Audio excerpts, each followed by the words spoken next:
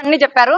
కానీ 2 రోజుల కిందట రామగిరి మండలం ఏడుగుర్రాలపల్లిలో జరిగిన ఘటన ప్రతి ఒక్కరిని కలిచివేసింది. ఆ ఘటనను ఏ విధంగా సాగదీస్తున్నారు కూడా చూస్తున్నారు. అవతల నాయకులు ఏ విధంగా స్పందిస్తున్నారు కూడా మీరు చూస్తున్నారు.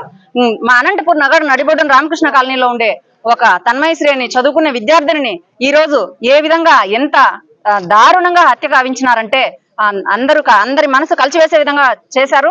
ఈ రోజు పోలీసులు స్పందించి ఉంటే ఈ ఘటన జరిగేది కాదు అని యావత్ మహిళా లోకం కూడా అనుకుంటోంది.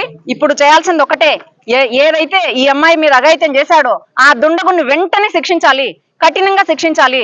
వెంటనే హోమ్ మినిస్టర్ గాని, ముఖ్యమంత్రి గాని, డిప్యూటీ సీఎం గాని స్పందించాలి. ఆ కుటుంబానికి న్యాయం చేయాలి. వాళ్ళ ఇంట్లో ఇందాక చైర్మన్ గారు చెప్పినట్లు ఆ కుటుంబానికి ఉద్యోగం ఇవ్వాలి, వాళ్ళని ఆర్థికంగా ఆదుకోవాలి. ఇంకొకసారి ఇలాంటి ఘటన జరగకుండా ఎస్పీ గారు కఠినమైన చర్యలు తీసుకోవాలి. ఏ చిన్న చర్య కూడా ఆడపిల్లకు అన్యాయం జరిగిందంటే వెంటనే పోలీసులు స్పందించాలి అని చెప్పి మేము డిమాండ్ చేస్తున్నాం.